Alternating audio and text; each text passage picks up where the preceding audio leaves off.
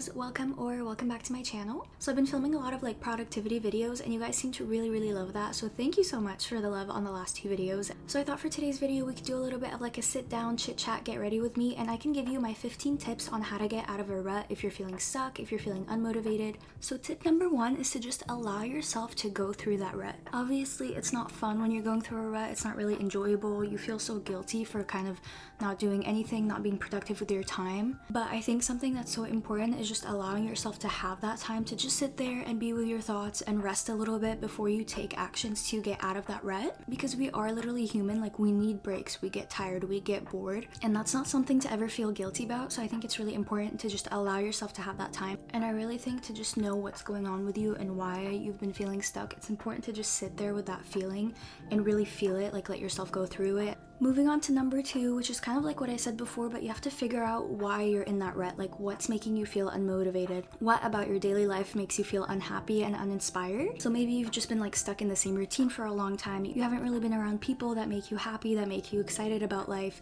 You haven't had any plans to go out. You're not watching any shows that you like you're not doing things in your daily life to make you happy. Then obviously it might be just like a bigger thing. It might be more to do with like anxiety and stress, but I really think it's important to actually just like sit down and figure out what is causing that rut for you. So tip number three is to make changes with your food habits. I feel like this is something that I struggle with sometimes because I kind of get like a little bit hyper fixated on certain foods, and then I'll end up like eating them every single day of the week. And I feel like when I'm doing that and I'm not eating like foods that are like exciting, I'm not trying new things, then I just get really bored, and I'm just kind of like in this routine of like eating the same foods, not really even being excited to eat them anymore. So yeah, I think it's definitely important to kind of have like different meals throughout the week, just different types of foods that you're excited about the food you're eating. You could also go one step higher and actually try like new types of foods and new cuisines, which is something that I'm really trying to do this year, because I used to be such a picky person and I still kind of am pretty picky, but I'm actually trying to like try new foods, like different cuisines that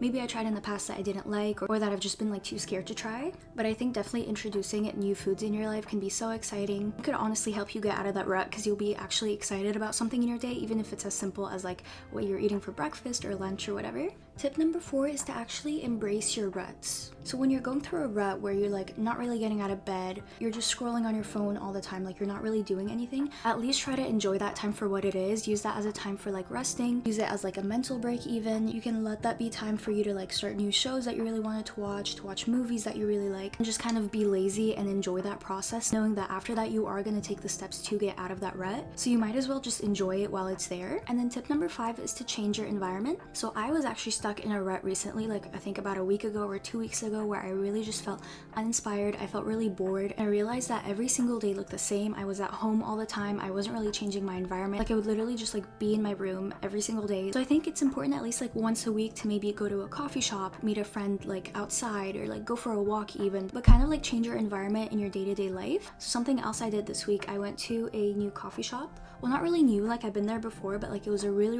long time ago and I hadn't been since, because I have one coffee shop that I just really love. It's my favorite place, but I was going there so much and I was almost like too comfortable there. When you get really comfortable somewhere, it's really easy to just kind of like get distracted or do something else. And so this week I actually went to a new coffee shop with my friend, and I feel like that really helped, just kind of like being in a new space, in a new environment, trying new foods and drinks too, because obviously their menu is different from the place I was always going to. And if you're a student, it could also be just trying like a new study spot. So I know that like when I go to campus, most of the time I'm finding like the exact same study spots and I'm not really going anywhere else. And I feel like after a while I just get like so bored going to those places, but I'm just so comfortable that I don't really think about going anywhere else. But I think it's definitely important to try different places. And then I think we're on tip number 6. I've been seeing this thing on TikTok about adopting 3 types of hobbies. So basically it says that you need a hobby to keep you fit, to keep you creative, and to make you money. I think it's definitely important to fill your time not just like with work and things you have to do, but also just like random hobbies you enjoy. So for me, for example, a hobby that makes me money is content creation, because I do work as like a content creator with my university. So that's a way that I make money while also doing something that I love. And in a way that's also kind of my creative hobby, because I do also have my own social media pages which I love to create content on. But I would say another hobby that is just creative is reading for me. And I'm saying reading because I truly just do it for the enjoyment. So I think it's definitely important to find some kind of like creative hobby. It doesn't have to be be the same all the time. Like last summer, my creative hobby was painting. I really love painting. And then for a hobby that makes me fit, this is the one that I'm actually struggling with the most and I'm trying to figure out right now, because I have a gym membership, but I just kind of realized over time that I'm not really a gym person, but I love going on walks. Like I love a hot girl walk, and I will do that every single day if I can. My issue is that I just live somewhere where it's very rainy all the time, and when it's raining, I am not going out and walking in the rain and coming home soaking wet. Like that's just not an enjoyable experience for me. So I'm trying to find an alternate kind of physical activity that I can do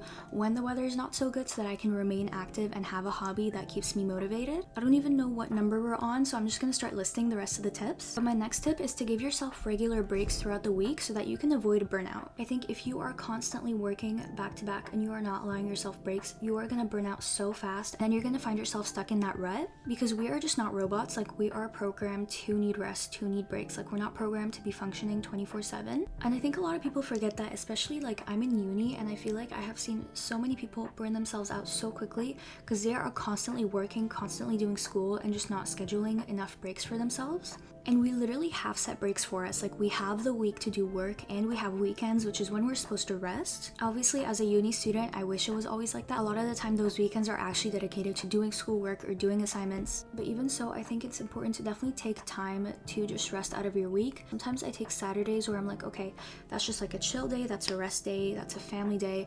So I'll usually like sleep in, I'll spend the day at home, I'll like watch movies, I'll be home with my family, we'll get like takeout or something, and that is just my rest day. And then I use Sunday to like focus on school and like cleaning and doing all the things I have to do. What your rest day looks like and when it's gonna be is totally gonna depend from person to person. You just have to see what works for your schedule. I feel like I used to get burnt out so easily. Like I would get burnt out all the time because I was always working and doing school and doing like social media all at once, and my mind was constantly running. I think with social media it can be hard too, because like in my mind my life is content in a way, and so every time I'm doing something I'm thinking about content and how I can like film it, how I can make content out of it. But I think it's definitely important to take some time to just kind of like put your phone away, put your work away, put your chores away, like whatever it is that you have to do, and just kind of live in the moment and allow yourself to enjoy the moment. My next tip is to actually make sure that you're fueling your body to provide you energy. I have so many uni friends that will tell me that they like forgot to eat during their day, which to me doesn't make any sense as someone who like schedules eating in their day. Like that's just a part of my day. Like I don't know how people forget to eat, but I think that can be so dangerous if you do it all the time, because you are not actually fueling your body with the energy that it needs to work, to be in school, to study, and just do all the things that you have to do. I think it's so important to make sure that you are setting time aside to eat and just like providing your body with the energy that it needs. And on top of that, to actually eat foods that are good for your body and give your body energy. When I'm eating out all the time and I'm eating junk food, I swear my body feels so like just gross and tired all the time. But when I'm actually eating good foods that are good for my body and provide energy for my body, I'm actually motivated after I eat to go work and do something. Obviously that doesn't mean you have to eat healthy like 24/7. I definitely don't do that. Like I definitely eat out, but I try to leave that for like the weekend, for example, where on like Friday and Saturday, or maybe just Saturday, like depending on my week, that's when I'll eat out. But during the week, I'm making sure that I'm actually eating like good foods, healthy foods. My next tip is to find the purpose of the tasks that you're doing. So if you feel like you're doing things just because you feel like you have to do them, you're not going to be motivated to do them, and you're going to end up just like staying stuck in that rut because you feel like you have all these things to do and you don't really know why you're doing them.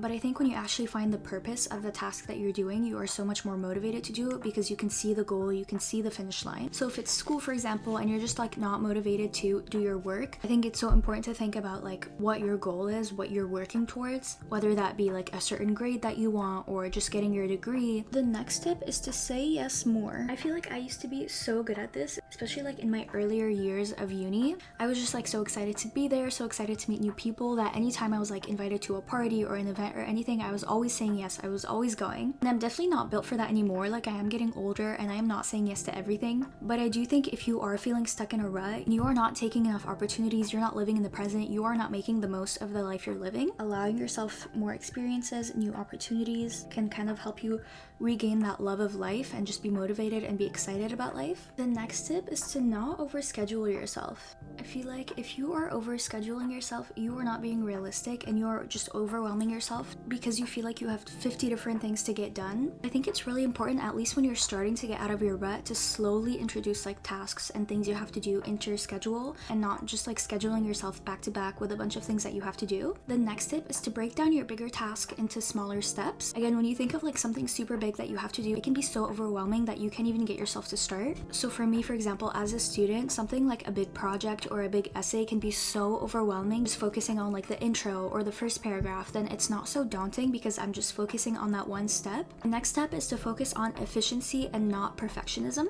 I think another thing that holds us back from actually doing the things that we want to do is because we're so focused on being perfect and doing things perfectly that we can't even get ourselves to start because we're so worried about it not turning out perfect. And I think definitely quality is so important, but I feel like we get so focused on being perfect that we actually hold ourselves back. You are your biggest critic. No one is criticizing your work as much as you are. Okay, we have 2 tips to go. So the next one is to find a friend to motivate you. So if you're struggling to find motivation for yourself to go and do something that you want to do, try to include your friend in that task so that you can motivate each other. And the friend doesn't necessarily have to be involved, but it can just be someone to help hold you accountable. So you could even tell your friend like, hey, I am trying to do this new thing, I'm trying to incorporate this new thing in my life, but I'm having trouble being motivated. So can you text me maybe like once a week and be like, how are you doing with this thing? Like, are you keeping up with it? And I just feel like if someone else is involved in that thing, you're gonna want to do it to make sure that you are not showing up by the end of the week being like, no, I haven't done anything. And so the final and 15th tip is to moderate your screen time. The number one reason you're probably stuck in a rut is because you're on your phone, you're scrolling all the time, and you are just spending your time on your screen. So I really think it's important to find ways to moderate your screen time. For example, putting your phone away in the morning so that you don't start your morning by just scrolling on your phone. You can start journaling, you can read a book, you can just start your morning off on a much more productive note. And I feel like no one should be starting their morning by looking at other people's lives and the way they're living. You should really start it just like looking at your life and how you're living. Yeah, so that's all for today's video. Thank you so much for getting ready with me, and I'll see you next week. Bye!